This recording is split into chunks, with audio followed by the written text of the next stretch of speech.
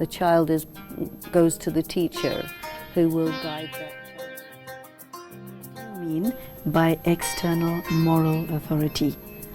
You use that expression a lot. Materialism has to do with when you are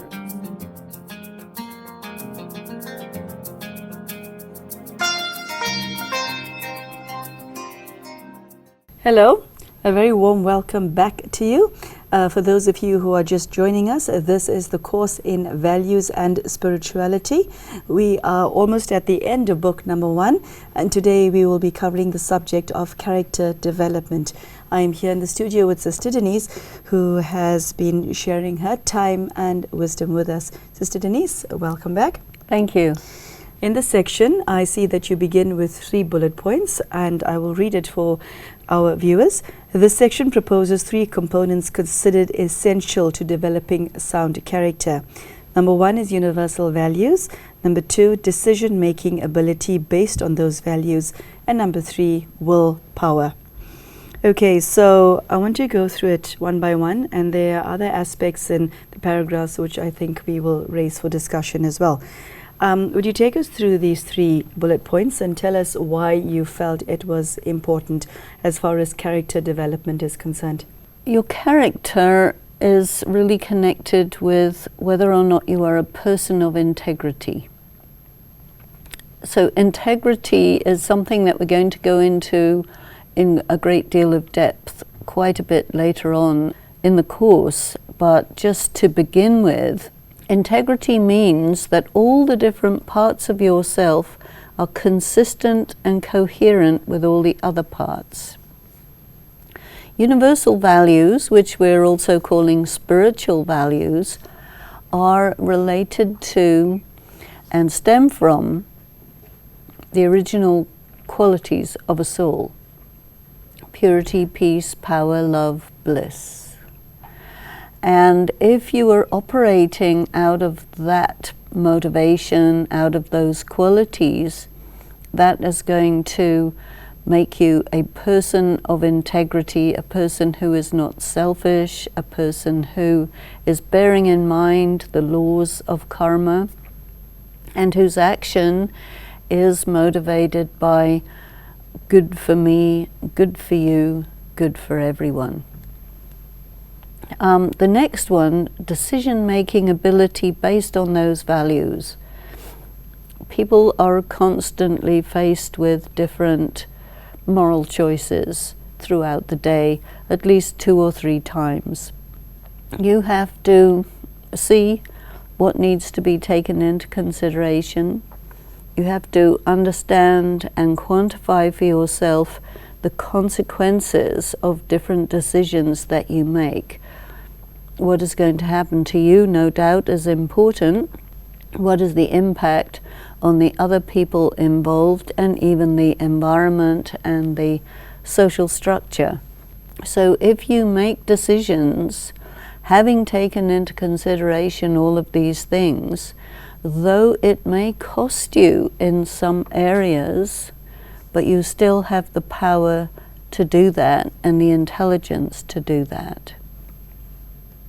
The third one is willpower, and this is one of the big problems, and that is a person will know this is the right thing to do, but they don't have the power to go ahead and do it. Many find themselves in that position. And that is because usually doing the right thing would cost you too much. It requires a inner strength, inner wealth, to actually go ahead and do the right thing. I think people believe doing the right thing is easy. Well, if it was, they'd do it. It's actually easier and cheaper to do the wrong thing in the short term. In the long term, obviously, you get enormous benefit from doing the right thing. But the problem is the short term. And so at the moment of having to make a decision, someone who's not clear, someone who's not honest, they sort of collapse in the face of having to do the right thing when they just can't. Okay, so I like the way you define character in the next paragraph. It reads, character means moral or ethical strength or integrity. That is a very beautiful working definition of character. I actually want to read the rest of the paragraph, and I'd like you to take us through it. Moral concerns the principles of right and wrong in relation to human action and character. It is in accord with standards of what is right or just in behavior. It also means virtuous. Integrity conveys firm adherence to a standard of values and is synonymous with truthfulness. Take us through all of this, please, in as much detail as you like to. Your character has to do with, your greatness. There are all kinds of characters in a play or a film, but the character of one who is, the hero, the one that people identify with, relate to, and are drawn to emulate, is the person who embodies what is right. And right means corresponding to those essential qualities that I mentioned earlier on. And you see, a person has their light side, and then they also have the dark side. Which means their virtuous side and their weaknesses and vices. When a person is spiritually depleted and weak, their vices are strong. And a person who is motivated by violence and selfishness, greed, etc., the actions they choose to do will cause harm for other people. If you cause harm for other people, you may get a short-term benefit, but the larger world who comes to know about it will not give you blessings, and sooner or later you will have to pay for it, and so that will not look good. You will lose your honor, dignity, and so on. So a person of great character means a person who has the ability to do those things under duress, but which are the honorable, the noble, the beneficial, you see. A person of character is fundamentally philanthropic. A person of character is in their own power. They're not looking for power. They're not hungry. They are full, and they can share that. And this is their royalty. Well, if you put it like that, I must say it sounds rather attractive. Yeah. You then go on to describe character development, and this means to develop the ability to reason morally, to make moral judgments, and to arrive at decisions on the basis of moral principles. This includes the ability to reason compassionately and lovingly, and to feel and demonstrate sentiments of genuine appreciation or respect. Easier said than done is what I thought when I read this. Of course, easier said than done. But you see, a person who fills themselves with spiritual strength, the ability to do it comes. Because it's about generosity of spirit. It's about magnanimity. It's about making sure that you do not abuse your power. You may be in a position of power. You have the power of, you can decide what happens to somebody, and you recognize their value, their intrinsic value as a human being. And if you can make a difference to someone's life, carry them upwards where they're falling downwards, this is a very, very beneficial action, and it draws blessings from people who benefit from you. And so this is why the value of compassion comes into it. Because if a person is weak, they do something wrong, they're under stress, they have many, many things against them, and you can do something to set them back on their feet. That is so good. And noble, I would say. Very noble. You can forgive a person and show trust in them, and they can start to have trust in themselves as a result of how you treat them. You go on in the next paragraph to talk about something called ethical fitness, which is a new term for most of us watching this program and reading this text. Wrestling with ethical dilemmas and arriving at sound moral choices demand ethical fitness. The development of such fitness is necessary in any curriculum of human values if our youth are to develop the clarity to perceive right versus wrong or distinguish right versus right. Tell us what you mean by the last 4 concepts. When you have to do moral reasoning, you have to be able to look at, okay, what are all the things that need to be taken into consideration? You have to look at what caused the circumstance, especially an ethical dilemma, to come into being. You have to be able to evaluate, okay, 2 courses of action may be right, but which one is going to have the better outcome for the greatest number of people? So you're motivated by benefit of other people.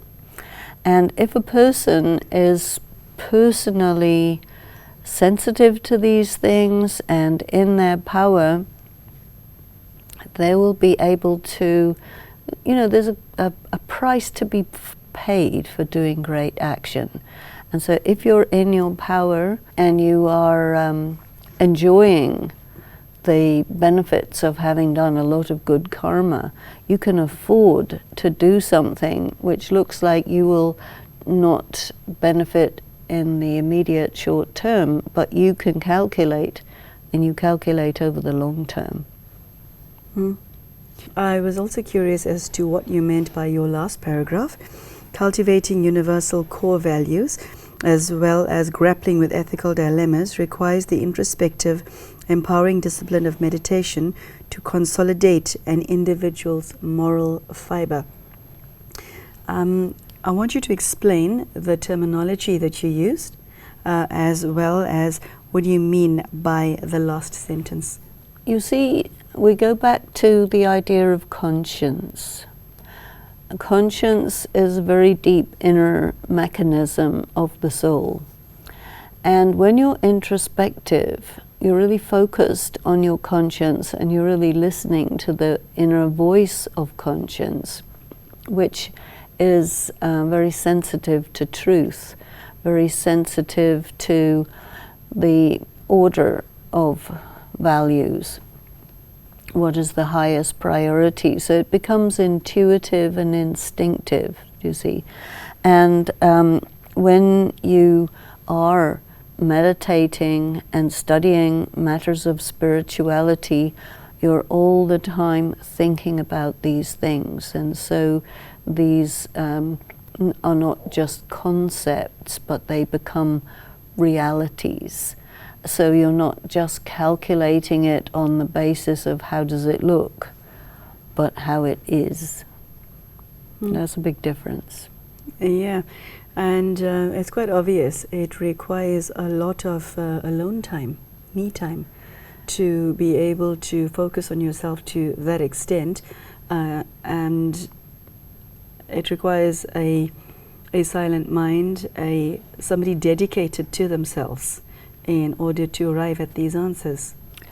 When you do meditation regularly and for a considerable period of time on a daily basis, that quiet time causes the important points to come into your consciousness and you become very aware of them. If you don't have that alone time, that silent time, you tend to miss them, and then you're operating like what we may call an ordinary person who doesn't meditate. Okay, there are 3 themes that emerged as far as character development is concerned, and I would like you to take us through them. The first is moral reasoning. This has come up in previous discussions and in previous chapters, but you've mentioned this most strongly under character development.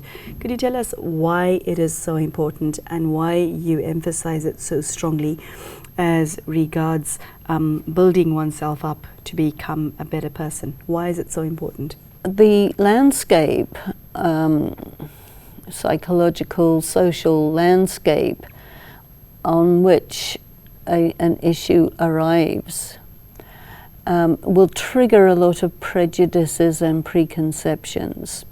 And performing moral reasoning begins with clearing away those things so that your evaluation of the matter in question is completely free from those biases. Because where there's a bias, you will make a wrong decision or a bad decision, and you will perhaps only realize later. So this is the first thing. Then you look at the people who are a part of the matter in question, and you look at what is going to happen to them as a result of the different things that you may do. You also need to see, okay, what are the options? And the options may not be immediately obvious, so you have to really sit with it and consider it so that you can have the time for the different options to present themselves to your intellect.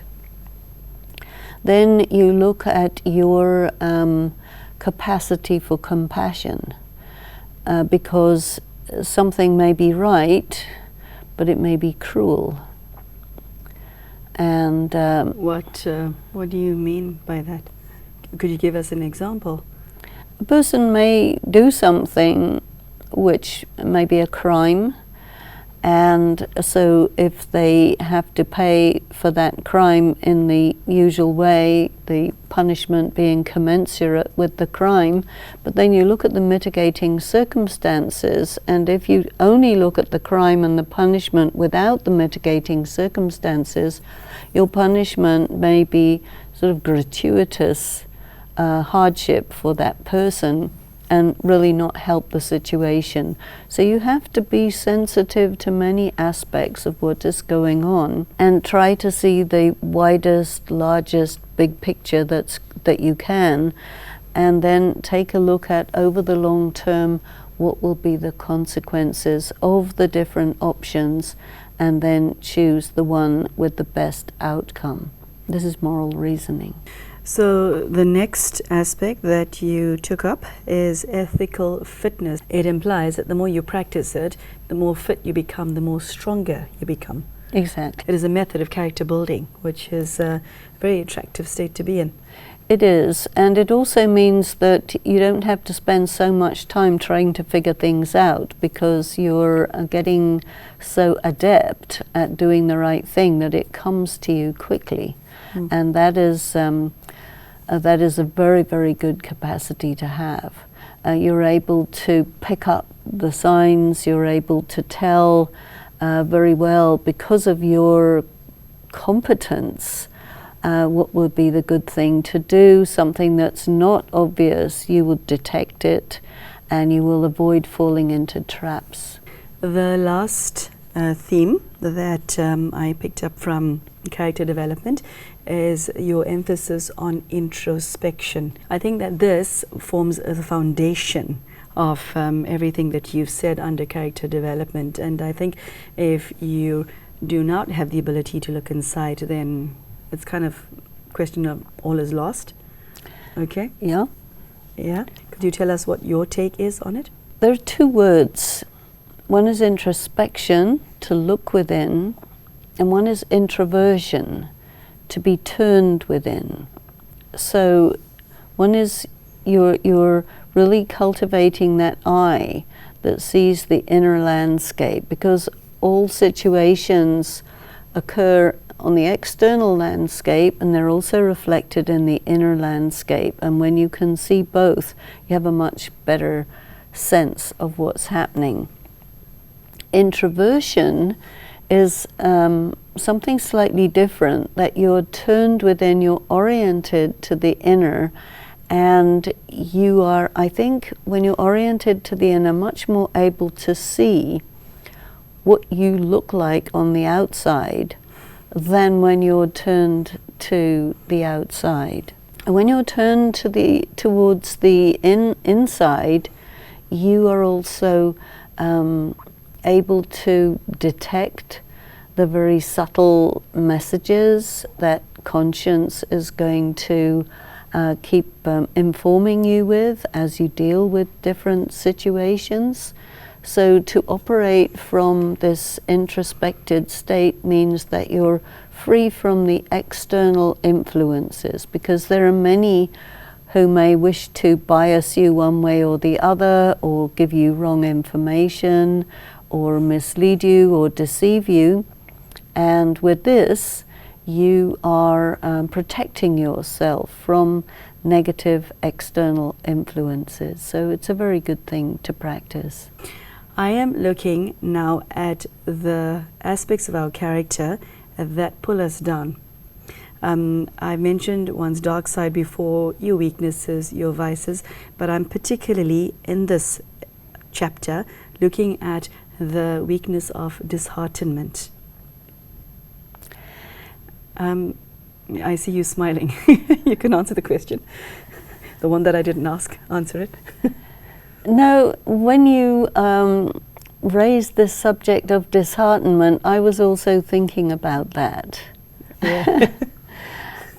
Because you see, to do all this, for some people they'll say, oh, you know, this is outside my range, I can't do this. And so they won't even take the first step, because it's so big, and people can easily feel, you know, where do I begin?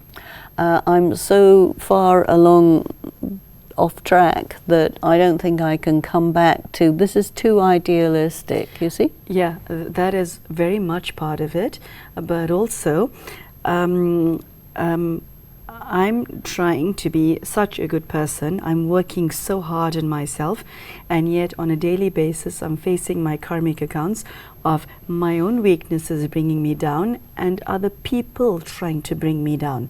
It's like you're facing gravity all the time, the force of gravity, and you have to fight the force of gravity all the time.